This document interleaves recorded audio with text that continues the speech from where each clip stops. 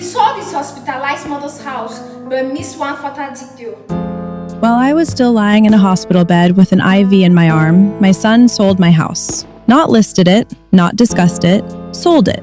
Before we continue, please hit the like button, subscribe to the channel, and turn on the notification bell for updates. The text came through at 9:17 a.m. I remember because the heart monitor beside me let out a soft, steady beep at the exact same moment my phone vibrated against the metal tray. You won't need it anymore. Everything's done. That was it. No, how are you feeling? No, can we talk? Just a conclusion. Final. Clean. I stared at the message for a long time. Long enough for the nurse to come in and adjust my blanket. Long enough for the morning light to shift across the sterile tile floor. Then I typed one word.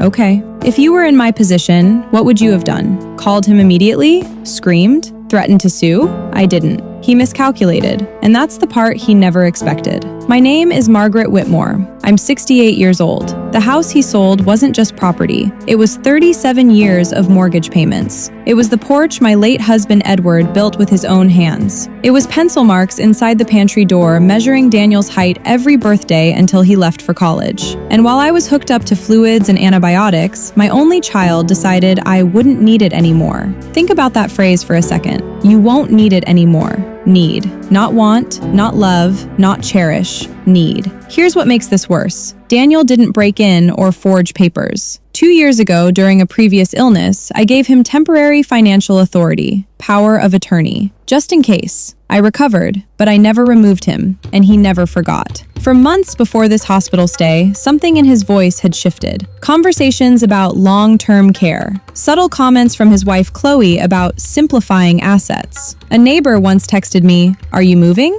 I laughed it off. I shouldn't have. Because when Daniel told me I wouldn't need my house anymore, he wasn't guessing. He had already emptied it. Boxes gone. Furniture moved. Mail redirected. And as I lay there in that hospital bed, I realized something else. He thought I was too weak to respond. But Daniel forgot one very important detail about me. I was Edward's wife. And Edward never signed anything without a contingency. Hold on, he sold her house while she's hospitalized. Using power of attorney she never revoked, and she just said okay. Either she's in denial or she knows something he doesn't. People think betrayal explodes. It doesn't. It unfolds quietly, in polite conversations, in helpful suggestions, in signatures you barely remember signing.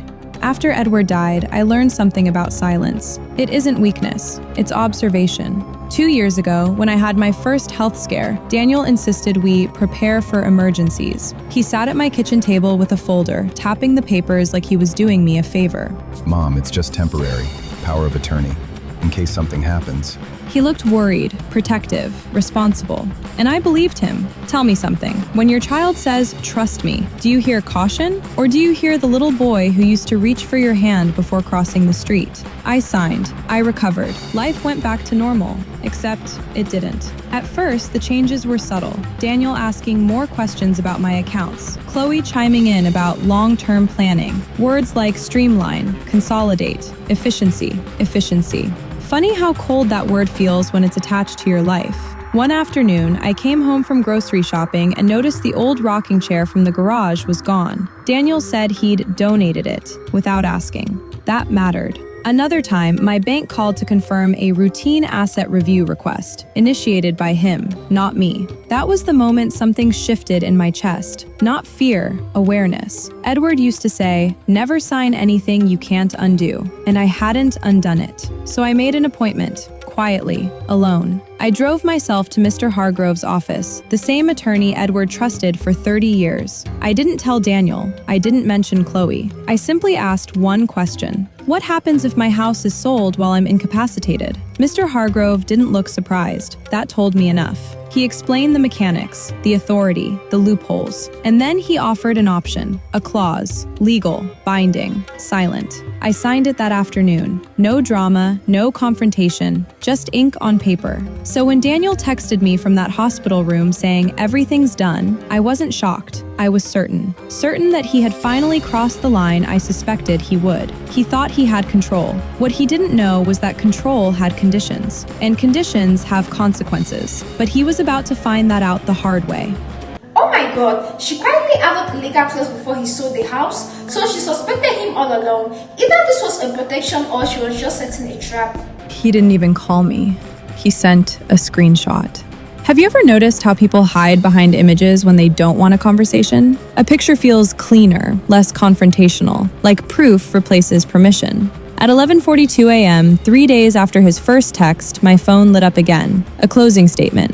Wire confirmation. And beneath it, a smiling selfie of Daniel and Chloe standing in front of my house. My house. The porch Edward built was visible behind them. The red shutters I painted myself framed the windows. Caption, all handled. Now you can focus on getting better. Focus on getting better. As if recovery required liquidation. As if healing meant erasing. Meanwhile, I was still in a hospital gown, still attached to monitors. The room smelled like antiseptic and overcooked vegetables from the lunch cart down the hall. And he was celebrating. That told me everything. Here's what I didn't tell you yet. By the time that selfie was taken, my belongings were already gone. Daniel had hired movers the week I was admitted. Furniture placed in storage, my clothes boxed, family photos wrapped in paper like fragile merchandise. He even scheduled an estate sale for the items he called non-essential. Non-essential. 37 years of living reduced to a category. He assumed I wouldn't be going back home. He and Chloe had already toured assisted living facilities. They framed it as comfort, as safety, as what's best. Let me ask you something. When does concern turn into control? When does helping someone cross into deciding for them? Daniel truly believed he was streamlining assets. Chloe used that phrase often. We're protecting what's left. We're being proactive. Proactive. That's one word for it. The buyers? A young couple expecting their first baby. They posed for photos in the living room where Daniel took his first steps. They had no idea there was a contingency woven into the foundation of that sale. Because here's what Daniel never checked. The deed had been amended, and amendments don't announce themselves. 3 days after I was discharged, I didn't cry. I didn't yell. I made one phone call, and that's when everything unraveled. So, he already moved her belongings, sold the house, took the selfie, but she made just one phone call. That means it's still isn't the end. It's the trigger. Who's actually trapped here? The lawyer didn't raise his voice. He didn't have to. Daniel, Mr. Hargrove said over speakerphone, calm as a Sunday morning. the sale triggered the survivorship contingency. There was a pause on the line. Silence has weight. That day, it was crushing. What contingency? Daniel asked. I was sitting at my kitchen table. Temporary rental, not my house. Hands folded neatly in front of me. I remember noticing how steady they were. 2 years ago, after my first illness, Edward's old attorney drafted an amendment to the deed, a conditional survivorship clause. Simple language, ruthless effect. If the property were sold without my written consent after any hospital discharge, all net proceeds would automatically transfer to a designated charitable trust. Irrevocable. No overrides, no exceptions. The trust was already established in Edward Whitmore's name. Its purpose? Funding transitional housing for veterans. The moment the wire cleared from escrow, the trigger activated. The funds were gone. Not frozen, not pending, gone. It was final. Daniel's breathing changed on the phone, shorter, tighter. Mom, He said, voice cracking in a way I hadn't heard since he was 12. what did you do? What did I do? That's the question, isn't it? Did I punish him, or did I protect myself? Here's the part that stunned everyone. I didn't contest the sale. The buyers legally owned the house. The transaction itself stood. But the money? The profit Daniel expected to reallocate? It had already been redirected. The buyers couldn't easily reverse it. The bank couldn't retrieve it. The trust was structured to accept and disperse funds immediately. Too late for Daniel. Too late for Chloe. Too late for the tidy little plan they'd built. He came to see me the next day. No selfie smile, no confidence, just disbelief. I was trying to help you. He said. Maybe he believed that. Maybe Chloe convinced him efficiency was kindness, but intent doesn't erase impact. He expected fury. Instead, I gave him something colder, calm. You were right, I told him quietly. I didn't need the house. He looked relieved for half a second. Then I finished the sentence. But you didn't need to sell it. And that's when he understood. This wasn't revenge. It was a boundary. And boundaries don't shout, they stand. He thought I was powerless in that hospital bed. That's the part that lingers. When Daniel sat across from me after everything unraveled, he didn't look angry. He looked untethered, like someone had quietly pulled the floor out from under his future. Why didn't you tell me? He asked. That question almost made me smile. Tell him what? That I suspected him? That I saw the way Chloe calculated square footage instead of memories? That I noticed how every conversation about my care ended with numbers? Number 1. I didn't tell him because I needed to know. I needed to know whether my son would pause, whether he would call, whether he would choose conversation over convenience. He didn't. That was enough, and that told me everything. Let's circle back to that text. You won't need it anymore. He was right, in a way. I didn't need the house. I needed dignity. I needed to know that my life wouldn't be reorganized without my consent. The charitable trust has already funded 2 transitional housing units. Edward's name is mounted on a plaque outside one of them. I visited last week, ran my fingers across the engraved letters. Whitmore Veterans Housing Initiative. Daniel hasn't mentioned the inheritance since. Chloe doesn't call much anymore. The leverage she thought she secured dissolved the moment the wire transferred. The buyers? They kept the house. They're repainting the shutters blue.